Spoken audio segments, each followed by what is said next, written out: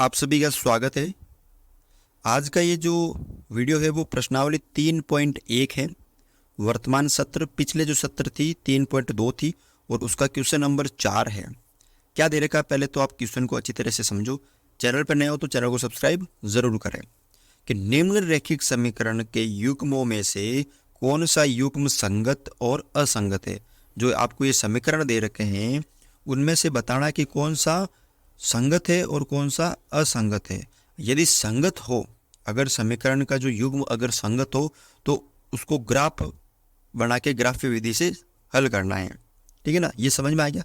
अगर वो संगत है तो उसको हम क्या करेंगे, ग्राफ्य विधि से हल करेंगे। तो यहाँ पे देखो पहला क्वेश्चन, तो यहाँ पे आपको दो समीकरण दे रखे हैं।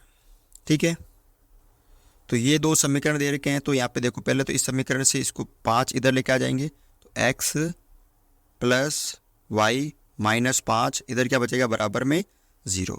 इसी तरह 2x प्लस 2y 10 इधर प्लस के इधर आएंगे तो माइनस के 10 बराबर 0।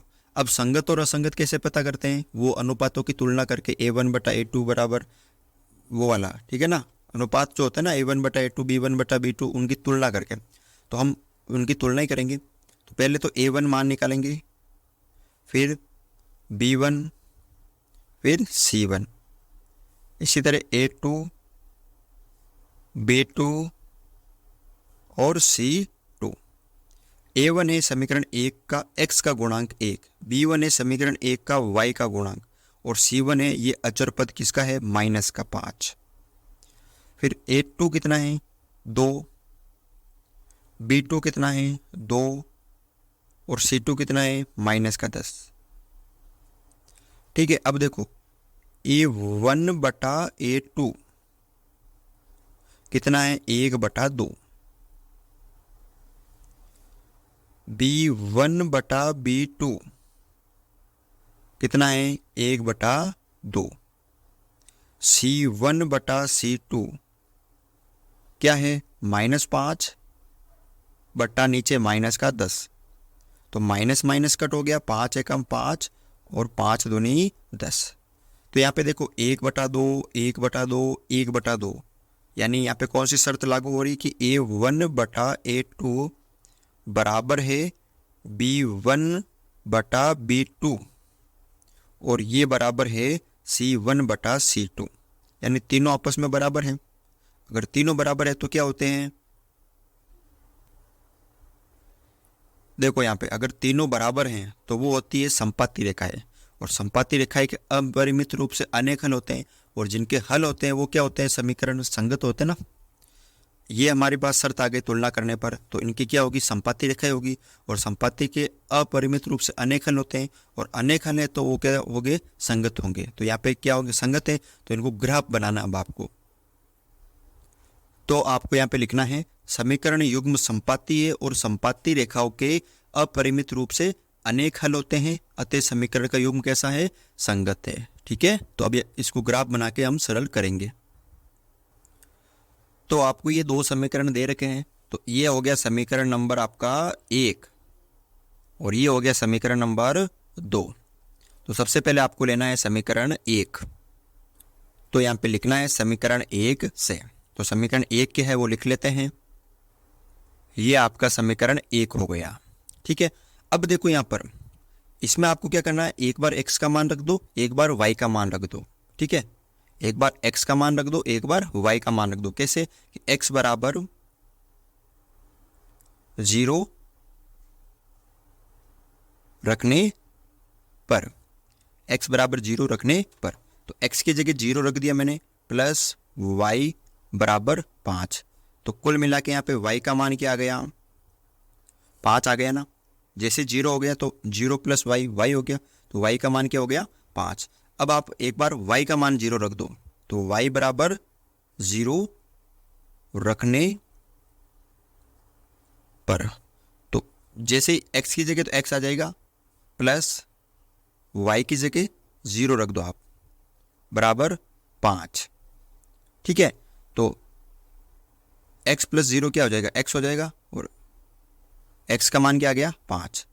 तो देखो यहाँ पे एक सारणी बनानी आपको कि आपने x और y का मान जो रखा है, मैंने x का मान 0 रखा तो y का मान क्या आया था 5।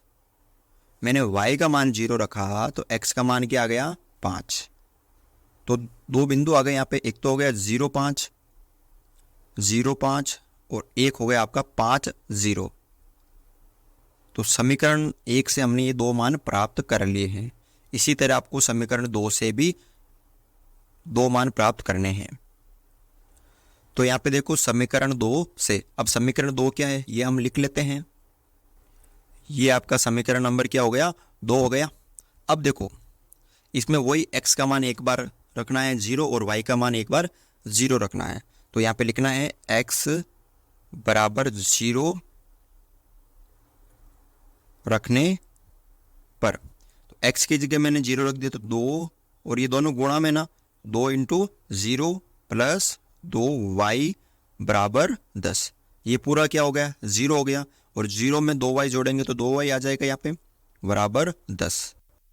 तो यहाँ पे ये 2 जो है वो गुणा के अंदर इधर भाग में आ जाएंगे तो y बराबर 10/2। तो y का मान यहाँ पे क्या आ गया आपके 10 में 2 का भाग दिया तो 5।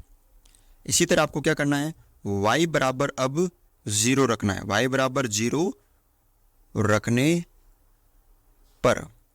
तो y ये जो समीकरण है इसकी जगह y की जगह 0 रखना है तो 2x + 2 और y की जगह मैंने 0 रख दिया तो बराबर में क्या बचा आगे 10। तो यहाँ पे देखो अब आगे ये हो गया 2x और ये पूरा 0 हो गया, बराबर में क्या बचा 10। 2 इधर गुणा में इधर भाग में तो x बराबर 10/2। तो x का मान क्या आ गया यहाँ पे 5। अब x का मान भी 5 आ गया और y का मान भी 5 आ गया। तो आपको अब बनानी है इस तरह से एक सारणी। तो सारणी में आपको लिखना है x और y। x हमने 0 रखा तो y का मान हमें प्राप्त हुआ 5 और y का मान हमने 0 रखा तो x का मान हुआ 5। तो यहाँ पे देखो दो मान प्राप्त हो गए, एक तो x का मान 0 और y का मान 5 और एक हो गया 5 और 0। अब इनसे क्या बनाना है आपको ग्राफ बनाना है। तो इस तरह से आपको एक ग्राफ पेपर लेना है और ये हो गया आपका x अक्ष, ठीक है, ये x डैश हो गया, ये हो गया आपका y अक्ष और ये y डैश, ठीक है। देखो यहाँ पे अब यहाँ पे ये हो गया 0, ये 1, ये 2 3 4 5, इधर ये माइनस का 1 क्योंकि हमने माइनस कम लिया क्योंकि माइनस का हमारे पास है नहीं, ये माइनस का 1 इधर आप ले लीजिए 1 2 3 4 और 5। अब देखो समीकरण 1 जो था उसके निर्देशांक क्या है 0 और 5। 0 ये रहा, पहले तो x पे देखना है कि x का कितना है 0, फिर y का कितना है 5, वो भी प्लस का 0 और 5,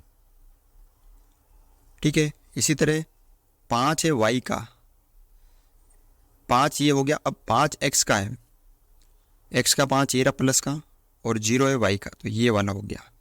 तो इसी तरह आपको एक लाइन खींचनी है इस तरह से और सेम निर्देशांक के समीकरण 2 के वापस यही है, ठीक है ना, क्योंकि ये संपाती है, हमने पहले ही बता दिया था। संपाती का मतलब एक रेखा है और उसके ऊपर वापस दूसरी रेखा है, तो ये संपाती हो गई। तो आप लिख सकते हो यहाँ पे दोनों समीकरण एक ही रेखा के अंदर है, यानी x + y बराबर 5 ये भी इसी रेखा में है और 2x + 2y बराबर 10 ये भी इसी रेखा में है, ठीक है ना। तो इस तरह से आपको ये ग्राफ पेपर बनाकर आपको सरल करना है। वीडियो अगर आपको अच्छा लगा है तो वीडियो को लाइक और चैनल पर नहीं हो तो चैनल को सब्सक्राइब ज़रूर करें।